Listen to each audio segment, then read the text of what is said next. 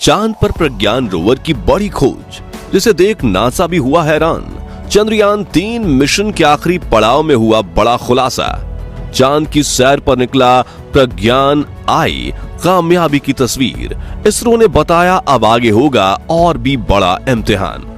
दोस्तों, इसरो वैज्ञानिकों के अथक प्रयासों और करोड़ों भारतीयों के दुआओं के नतीजे आज हमारा चंद्रयान 3 चांद के दक्षिणी ध्रुव में शान से खड़ा हुआ है और इसे चांद पर लैंड किए हुए करीब 1 हफ्ता होने जा रहा है। और अब यह मिशन बस 1 हफ्ता और चलने वाला है, जिसके बाद चांद पर फिर से 14 दिन के लिए रात हो जाएगी, क्योंकि प्लान के अनुसार लैंड करने के बाद इसे 14 दिन रिसर्च का काम करना है।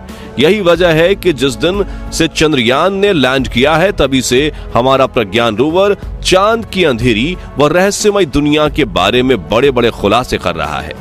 इसके साथ ही ये चांद की जमीन पर भारत की एक ऐसी अमिट छाप छोड़ रहा है जो आने वाले करोड़ों सालों तक नहीं मिटेगी। तो आखिर प्रज्ञान ने चांद पर ऐसी कौन सी बड़ी खोज की है जिसकी पूरी दुनिया में चर्चा हो रही है? इसरो ने प्रज्ञान रोवर को ऐसी कौन सी टेक्नोलॉजी से लैस करके भेजा है कि चांद के इतने मुश्किल हालातों में भी ये आराम से अपनी रिसर्च को अंजाम दे रहा है? और सबसे जरूरी अभी आगे ये और कौन कौन से कारनामे करने वाला है। साथ ही चांद के इस इलाके में क्या इसकी मुलाकात एलियन से भी हो सकती है? ये सब कुछ आज हम आपको इस वीडियो में एक्सप्लेन करने वाले हैं, इसलिए इसे अंत तक जरूर देखिएगा। दोस्तों, 23 अगस्त की शाम जब हमारा विक्रम लैंडर चांद की सतह पर उतरा तो हम सभी ने चंद्रयान 3 मिशन के कामयाब होने का खूब जश्न मनाया। लेकिन सही मायनों में देखें तो वो मिशन वहां पूरा नहीं हुआ था, बल्कि लैंडिंग करना तो इस मिशन का सिर्फ एक हिस्सा था, जबकि आगे बहुत काम किया जाना बाकी था।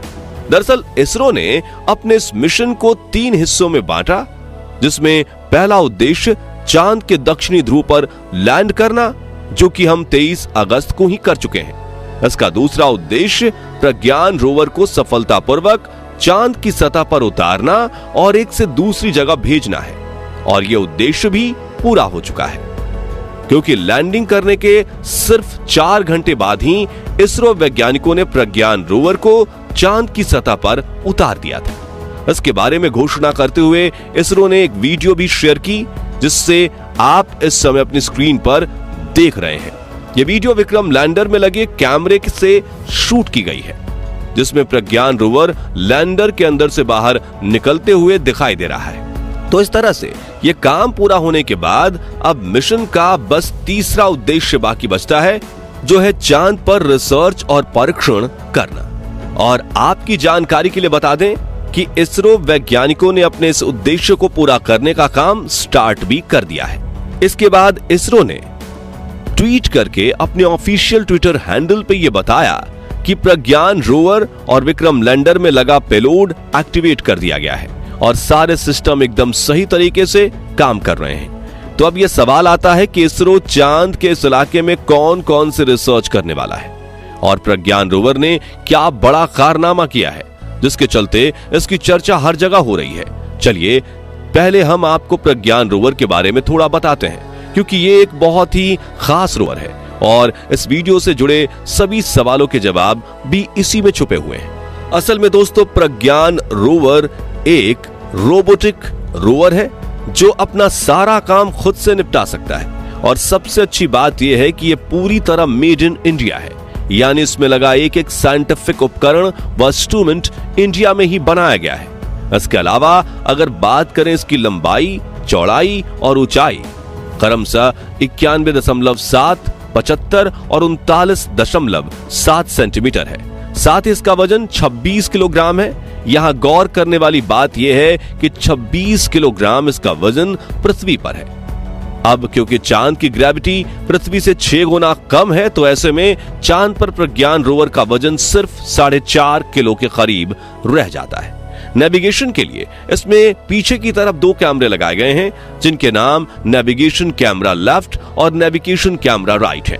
ये कैमरे प्रज्ञान रोवर की 2 आंखों की तरह हैं, जो इसे सामने मौजूद बाधाओं के बारे में अवगत कराते हैं। इसके अलावा इसमें ऊपर की तरफ सोलर पैनल भी लगाए गए हैं, जो इस रोवर का सबसे अहम हिस्सा है। दरअसल प्रज्ञान रोवर पूरी तरह से सौर ऊर्जा पर ही चलता है और इसके लिए इसमें लगाए गए सोलर पैनल 50 वॉट बिजली उत्पन्न कर सकते हैं।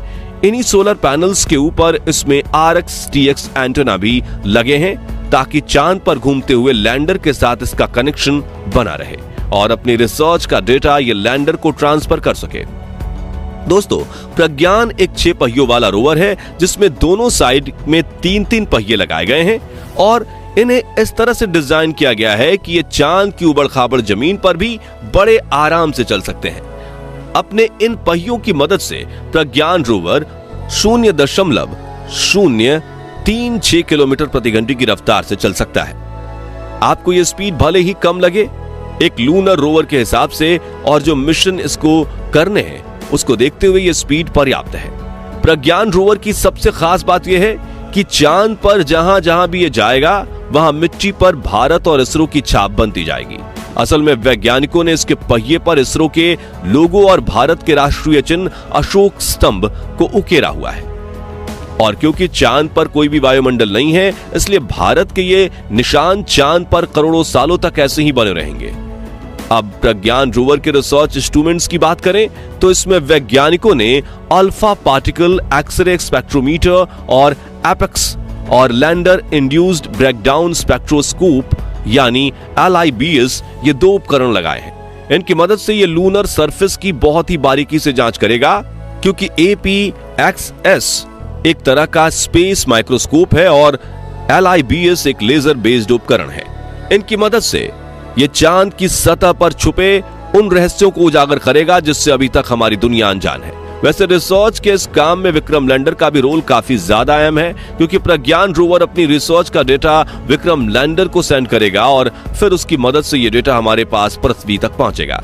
इसके अलावा विक्रम लैंडर में भी कई तरह के एडवांस साइंटिफिक इंस्ट्रूमेंट्स यानी पेलोड्स बनाए गए हैं, जिसमें radio anatomy of moon bound hyper sensitive ionosphere and atmosphere यानी Rambha, instrument of lunar seismic activity यानी कि ILSA, ल्यूमिगर प्रोब यानी कि LP और चंद्राज सरफेस थर्मोस्फेरिकल एक्सपेरिमेंट यानी कि चास्टे का नाम शामिल है।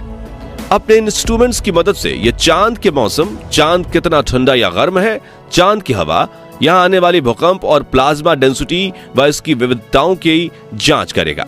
अब आपके मन में यह सवाल जरूर आ रहा होगा कि विक्रम लैंडर में तो प्रज्ञान रोवर से कहीं ज्यादा साइंटिफिक इंस्ट्रूमेंट लगे हुए हैं, फिर भी रिसर्च के इस कार्य में रोवर को इतना इंपॉर्टेंट क्यों माना जा रहा है? असल में दोस्तों, इसकी वजह यह है कि विक्रम लैंडर अपनी सारी रिसर्च एक ही जगह पर खड़े खड़े पूरी करेगा, जबकि प्रज्ञान रोवर अलग अलग जगहों पर जाकर चांद के रहस्यों को उजागर कर पाएगा। ये अलग अलग लोकेशंस से चांद की सतह और वहां की अंधेरी दुनिया के फोटोज खींचकर हमें भेजेगा। साथ ही यह विभिन्न स्थानों पर जाकर पानी की खोज भी कर पाएगा, जो विक्रम लैंडर चाहकर भी नहीं कर सकता। यही वजह है कि चंद्रयान 3 मिशन के इस आखिरी फेज में सबसे ज्यादा महत्व प्रज्ञान रोवर का ही है। अब अंत में सवाल रह जाता है कि क्या चांद के इस इलाके में प्रज्ञान रोवर की मुलाकात एलियन से हो सकती है? सबसे पहले तो आपको बता दें कि यह सवाल बार बार इसलिए उठ रहा है क्योंकि चांद के इस हिस्से में एलियंस के होने के दावे सदियों से किए जाते रहे हैं और किसी एक एक्सपर्ट ने नहीं बल्कि दुनिया के कई सेल्फ क्लेम्ड रिसर्चर, राइटर और यहां तक कि वैज्ञानिकों ने भी चांद के इस हिस्से में एलियंस होने की संभावना जताई है। शायद दक्षिणी ध्रुव को लेकर इस तरह की बातें इसलिए भी ज्यादा की गईं क्योंकि चांद के इस हिस्से को अभी तक एक्सप्लोर नहीं किया गया था। हालांकि जो लोग यहां एलियंस होने का दावा करते हैं उनके पास अपनी इस बात को साबित करने की कोई भी ठोस सबूत नहीं है। अब अगर इनके इस दावे में जरा भी सच्चाई है तो प्रज्ञान रोवर की मुलाकात सच में एलियंस से भी हो सकती है। इन सभी संभावनाओं को ऐसे ही झुटलाया नहीं जा सकता। वैसे आप इसके बारे में क्या सोचते हैं, हमें कमेंट करके जरूर बताएं। बाकी हमारी आज की इस वीडियो में बस इतना ही।